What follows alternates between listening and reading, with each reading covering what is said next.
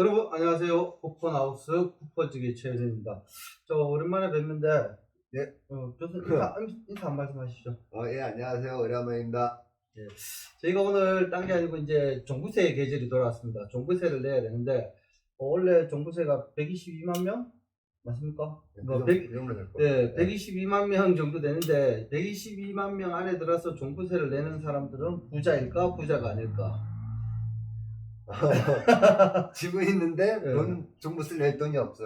맞습니다. 현금 부자는 아니지만 집은 이제 자산을 갖고 있는 걸로 아는데 이 종부세 과세 대상이 어떻게 됩니까? 2주택 이상은 공시가격 6억 이상일 때 네. 내는 거고요. 그 다음에 1주택자는 11억 이상. 11억 이상. 예. 그래서 서울의 강남 사람이 종부세 더 많이 낼까요? 강북 사람이 더 많이 낼까요? 강남이 집값이 비싸니까 많이 내지 않을까요? 안 그렇습니다. 아, 그렇다고요? 지금 문제점이 뭐냐면 예. 강남에 똘똘한 한 채 갖고 있는 사람이 만약에 10억 5천이다 예. 공시가격이 예. 그럼 종부세를 안 냅니다. 한 채니까. 한 채니까. 예. 근데 이제 강북에 이제 5억짜리 집을 공시가격 5억짜리 하나 또 4억 5천짜리 하나 갖고 있잖아요. 예. 그럼 9억 5천이잖아요. 예, 9억 5천. 그럼 두 채잖아요. 예. 그럼 6억 이상이라서 3억 5천에 대한 종부세를 내야 되는 겁니다. 그러니까 이제 그래서 강북 사람들이 종부세를 더 많이 내요. 그러니까 똘똘한 집을 한 채 갖고 있는 사람은 11억까지 과세 대상이기 때문에 안 내고 집을 2개 갖고 있는 사람들은 뭐 11억이 안 되더라도 6억이 넘으면 저도 보고 얘기해요. 그렇습니다. 6억이 넘으면 과세 대상이 된다는 그 말씀이시잖아요. 그러면 이게 조금 불합리하다고 생각 안 하십니까? 그러다 보니까 실질적으로 보면은 강남 사람들, 서울은 이제 평균 집값이 10억이 넘어가다 보니까 강남 사람은 종부세를 내는 비중이 40%되고 강북 사람들은 50%가 넘더라. 비중이 강북 사람들이 훨씬 많네요. 그럼 부자는 누가 더 부자야?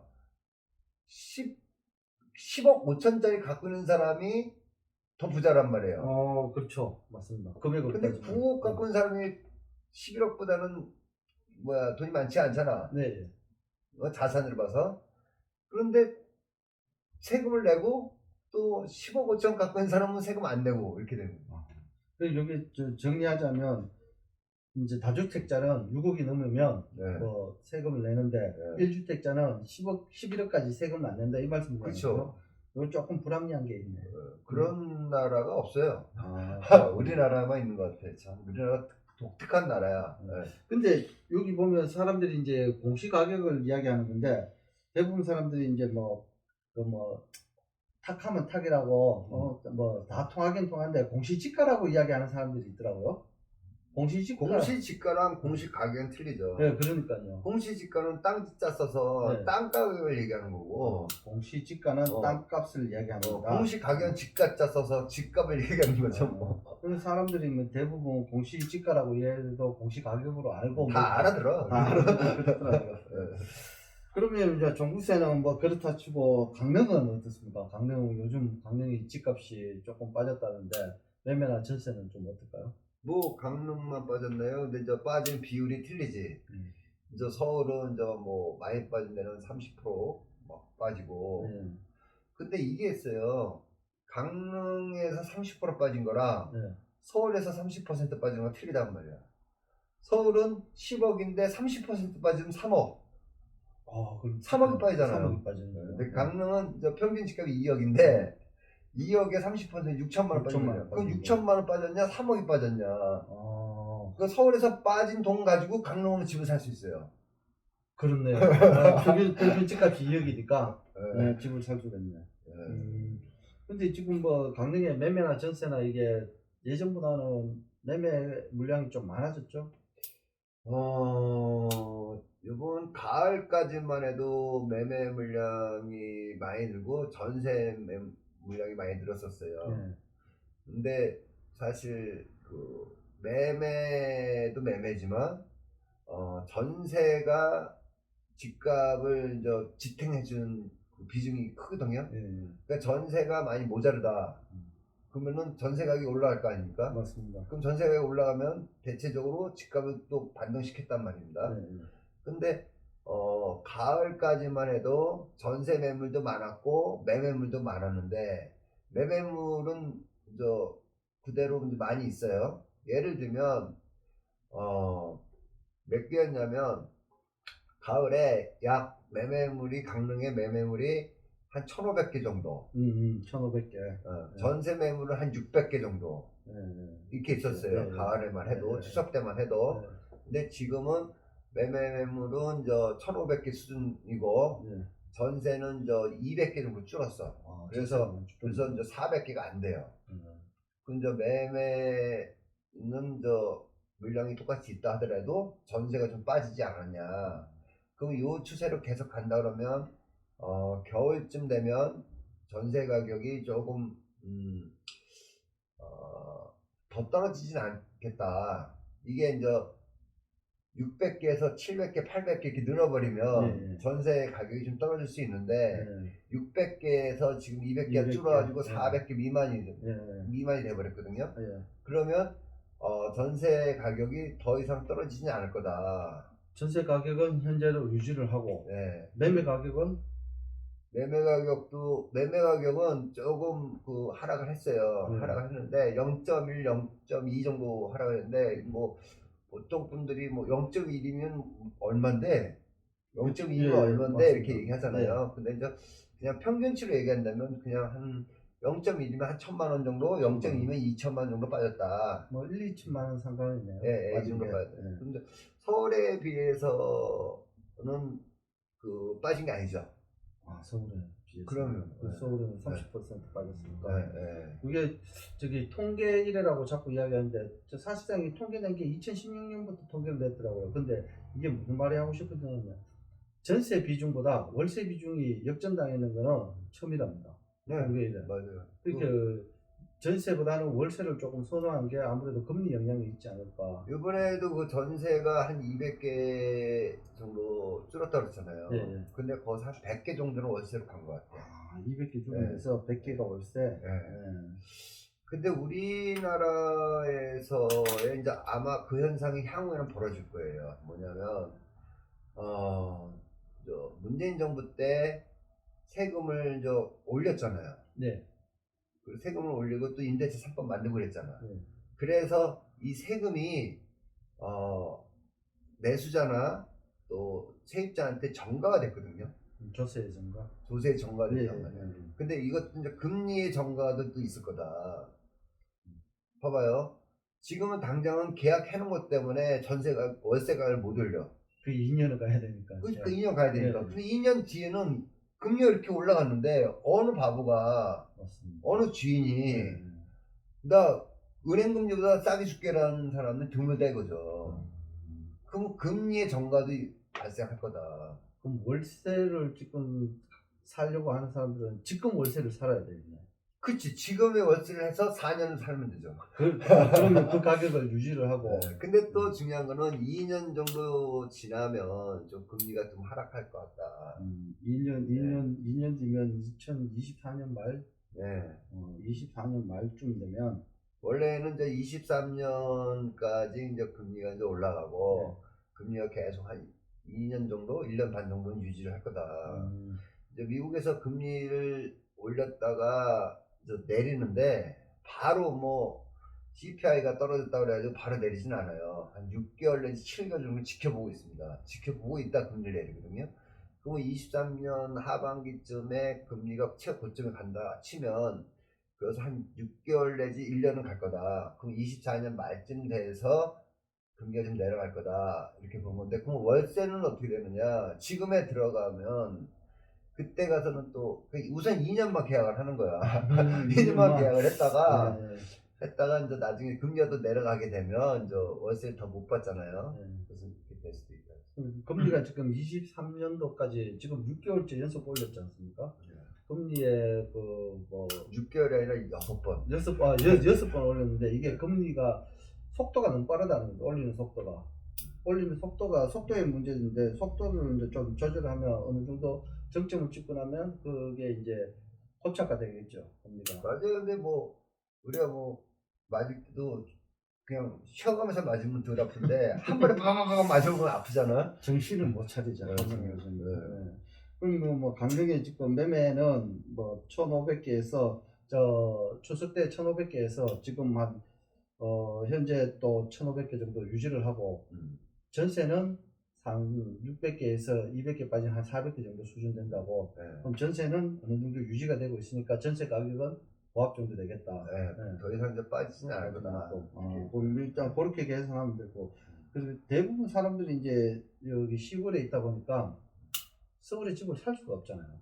근데 앞으로 이제 살 기회가 그러니까 살 기회가 있는데 서울 집값이 앞으로 어떻게 되는지 이것도 조금 되게 궁금해 하시는 분들이 많더라고요. 아마 서울의 집값은 최고 저점을 찾아야 되는 건데, 저점의 이제 기준점은 여러 가지 있겠죠. 이제 정부의 규제나 금리나 이런 것들이 있겠죠. 근데 이제 그 저점이라 정부 규제가 확 풀렸다 그래가지고 바로 뭐 다시 반등하고 그러지는 못하거든. 이미 이제 사람들이 쫄아 있었거든. 반등이라 하면 V자 반등은 뭐예요? V자 반등 힘들죠. 왜냐면 24년, 25년까지는 L자로 갈 것 같다. L자로. 그 사놓고 요번에 사는 사람은 24년 초나 24년 초반부터 살게 되면 3년은 그냥 묶어놓을 생각을 해야 되지. 3, 4년은. 서울의 집은 24년 초쯤 사게 되면 3년은 묶어놓는다고. 최소 3년은 묶어놓을 각오로 들어가야 되죠. 그러면 반드시 반등한다. 이게 떨어지는 사이클 있듯이 상승하는 사이클도 있거든요. 떨어지는 사이클에서 저점에서 잡아놓으면 뭐 최소 3년은 갖고 있으면 다시 반등을 치는데 그때는 무섭게 반등 칠 거다. 이게 교수님 말씀에 이제 금리라든가 종합적으로 정치라든가 정책이라든가 이걸 봐서 저점의 기준이 어딘지는 모르겠으나 대충 한 24년 초, 23년 말쯤 되면 저점일 거다. 그때 사놓고 한 3년을 묶어 놓으면 반드시 반등한다. 반등하는데 무섭게 반등할 거다. 무섭게. 지금 떨어지기보다 더. 그렇죠. 떨어진 게 1이면 올라갈 때는 2. 그렇게 올라가는 거는. 그럼 서울의 지금의 이제 강릉 얘기도 보면 1억 5천짜리 집이 1억 6천짜리 집이 3억 가까이 됐거든요. 맞습니다. 네? 1억 6천, 1억 7천짜리 집이 3억 정도 됐어요. 평균 집을 보면. 근데 그 3억짜리 집이 떨어진 게 2천만 원 떨어졌다는 얘기야. 그렇죠. 그러면 2억 8천, 2억 7천 아닙니까? 근데 이미 1억은 오른 거야. 맞습니다. 맞죠? 그럼 거기서 또 떨어졌어. 그러면 5천이 떨어졌어. 그럼 2억 5천 아닙니까? 근데 얼마였었어? 1억 7천이었잖아. 1억 7천이었는데 2억 5천 낸 거 아닙니까? 그렇죠. 근데 사람 심리가 되게 웃겨. 뭐냐면 자기가 1억 7천에 샀잖아. 근데 3억 3천까지 올라갔어. 그래도 이 3억에는 팔 생각은 없는 거야 또. 그리고 그때 팔았으면 3억 3천이었는데 지금 팔면 3억이면 아깝다 이거지 또. 자기가 1억 7천에 산 거 생각 안 하고. 이게 부동산 심리라는 게 오른 거는 1억씩 올라도 조금 올랐다고 생각하는데 떨어진 거는 2천만 원 떨어져도 많이 떨어졌다고 생각하는 것 같은 이런 심리가 있나 봐요. 근데 또 웃긴 게 올라갈 때는 소리 소문 없이 팍팍 올라가요. 올랐네? 올랐네 이렇게 되잖아요. 근데 떨어진 건 소문이 쫙 나. 맞습니다. 뭐 누가 내는지 모르겠지만 그 소문이 많이 돌더라고요. 집값이 떨어졌다고. 근데 이런 게 있어요. 만약에 예를 들어서 3억 5천짜리 집을 내놓은 집이 10개가 나왔어. 집이 10개가 나왔는데 누구는 3억 5천에 내놨고 누구는 3억 3천에 내놨고 누구는 3억 2천에 내놨고 누구는 3억에 내놨어. 그러면 또 2억 9천에 내놨어. 그러면 2억 9천에 내놓은 사람하고 3억 5천에 내놓은 사람하고 어떤 차이점이 있겠어요? 뭐 집값이 차이 좀 있으니까 2억 5천에 2억 9천 아니 마음이 급하겠지. 2억 9천에 금매로 내놓으신 거. 2억 9천에 금매를 내놓은 사람은 마음이 급한 사람은 아닐 겁니까? 맞습니다. 금매. 그러면 2억 9천짜리가 2개 나왔고 또 3억짜리가 2개 나왔고 3억 3천짜리가 2개 나왔고 3억 5천짜리가 2개 나왔어. 네. 그 10개가 나와 있어. 네. 그러면은 2억 9천짜리가 팔렸어. 네. 예? 네. 싸다 팔릴 거 아니야. 네. 그 2억 9천짜리가 없지 집이. 맞습니다. 그럼 3억 되는 거야. 그럼 3억짜리가 또 이제 그게 최고 저점 아니야. 네. 그것도 팔렸어. 네. 그럼 3억짜리 집이 없는 거야. 그럼 3억 2천짜리 집이 마지막 집인 거예요 또. 그러니까 최고의 저점 2억 9천짜리가 잡는 시점이 중요하다 이거지. 그래서 점점 다시 최고의 저점에서는 그래서 다시 반등을 치는 거예요.